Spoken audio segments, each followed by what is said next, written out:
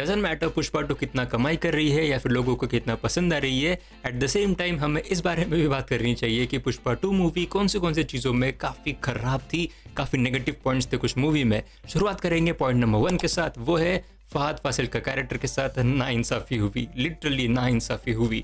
उनके कैरेक्टर को एक बार नहीं बल्कि 2 बार सेटअप करा गया था, 2 बार सेटअप करा गया था कि इसका कैरेक्टर ये कर देगा वो कर देगा, लेकिन एट द एंड कुछ भी नहीं कर पाया। पहली बार इस कैरेक्टर को सेटअप करा गया था पुष्पा के पहले मूवी में। जी हाँ, पहले मूवी के एंड में जिस तरीके से हमने शेखावत को देखा था, जिस तरीके से शेखावत को ह्यूमिलिएट करा था पुष्पा ने, उसके बाद हमारे एक्सपेक्टेशंस थे कि उसका कैरेक्टर कुछ तो भी तूफानी कर देगा और ये तूफानी करने की कहानी होने वाली थी पुष्पा 2, बदले की कहानी होने वाली थी पुष्पा 2, लेकिन ऐसा कुछ भी नहीं हुआ। उसके बाद पुष्पा 2 में ही सेकेंड टाइम फहद फासिल के कैरेक्टर को भी सेटअप करा गया और वो था इंटरवल वाला सीन। इंटरवल के सीन में फिर से एक बार जो चिंगारी है, जो आग है इनके बदले की, उसको फिर से एक बार इग्नाइट करा गया, लेकिन फिर भी उसके बाद भी कुछ भी नहीं कर पाया फहद फासिल का कैरेक्टर। और ये मेरे लिए काफ़ी डिसअपॉइंटिंग था, क्योंकि जैसे कि मैंने पहले बोला 2 बार सेटअप करा गया उसके कैरेक्टर को, लेकिन दोनों ही बार कुछ भी नहीं कर पाया और काफ़ी कॉमिकल वे में शेखावत के कैरेक्टर को दिखाया गया था। Point number 2, too much focus on the part 2। Pushpa 2 movie खत्म होने के बाद मेरे दिमाग में एक ही थॉट था और वो था कि मूवी मुझे इनकम्प्लीट लगी।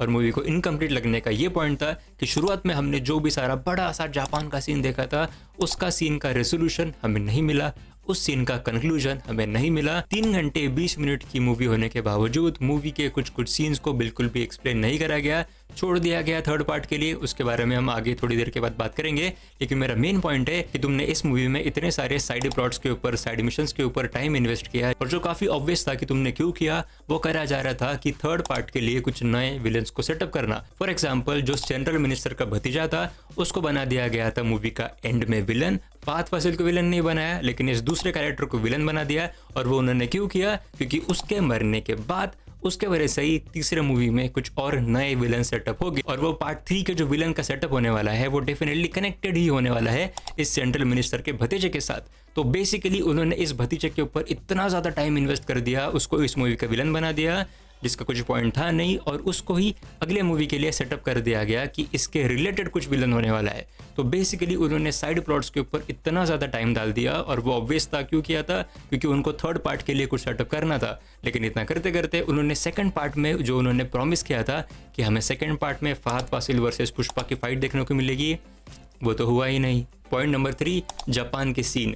मूवी के शुरुआत में हमें एक धमाकेदार एंट्री देखने को मिलती है जहाँ पे पुष्पा का कैरेक्टर जापान में जाके फाइट करता है, लेकिन उस सीन का क्या हुआ?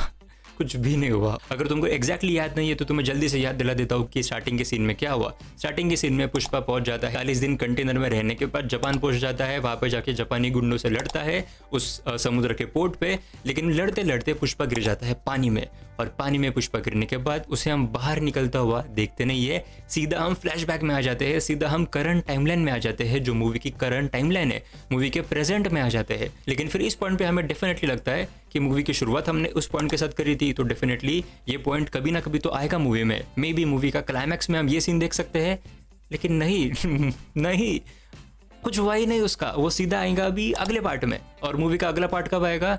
काफ़ी साल है उसके लिए भी मैंने एक वीडियो बनाया है कि कब आ सकता है इसका तीसरा पार्ट, उसके लिए यहाँ पे चेकआउट कर लेना, लेकिन बहुत साल लगने वाले उसके लिए। तो बेसिकली जो चीज़ तुमने प्रॉमिस करी थी मूवी की शुरुआत में, गायब थी ही नहीं। This brings me two point number 4। इस मूवी के ट्रेलर में कुछ सीन्स थे जो सीन्स मूवी में थे ही नहीं।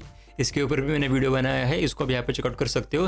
लेकिन जो हमारे इस पॉइंट के लिए जो मेन चीज़ है उसके ऊपर बात कर लेंगे, और वो है जापान के सीन्स। जैसे कि मैंने पहले पॉइंट में बोला कि वो बड़े से जापान के सीन का कुछ हुआ ही नहीं, तो वो उस जापान के सीन के रिलेटेड ही कुछ लंबे बड़े बड़े सीन्स हमें देखने को मिले थे इस मूवी के ट्रेलर में, जो मूवी में इंक्लूडेड ही नहीं थे, डायरेक्टली गायब थे। और वो भी एक काफ़ी धोखे जैसे ही हो गया कि तुमने ट्रेलर में कुछ दिखाया सीन्स, और ऐसे नहीं है कि 1-2 शॉट के लिए वो थे, काफ़ी अच्छे खासे सीन्स थे। और जब उस चीज़ को तुम ज्वाइन करोगे तब आप डेफिनेटली एक कैलकुलेटेड गेस बना सकते हो कि इस सीन का क्या इंपॉर्टेंस हो सकता है। तो बेसिकली धोखा हो गया ना, ट्रेलर में कुछ दिखाया लेकिन मूवी में वो था ही नहीं। अब बात करेंगे आखिरी पॉइंट के ऊपर, पॉइंट नंबर 5। मूवी के हिंदी डब में गाने टेरिबल थे, एब्सोल्युटली टेरिबल।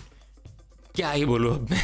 वैसे इस मूवी को देखते हुए मुझे कुछ सीन्स नोटिस हुए थे जो मुझे लगा कि अगर ये सीन्स बॉलीवुड में कोई अटेम्प्ट करता था तो उसको डेफिनेटली बॉयकॉट करते थे। इन सारे सीन्स के ऊपर हम हमारे अगले वीडियो में बात करेंगे, जो आज रात या फिर कल सुबह तक आ जाएगा। इधर के वीडियो में मैंने वो ट्रेलर वाले सीन्स के ऊपर बात करी है, और इधर के वीडियो में मैंने पुष्पा की तीसरी मूवी कब रिलीज होगी उसके ऊपर बात करा है। तो दोनों वीडियोस को चेकआउट कर सकते हो। And as always, thank you so much for watching.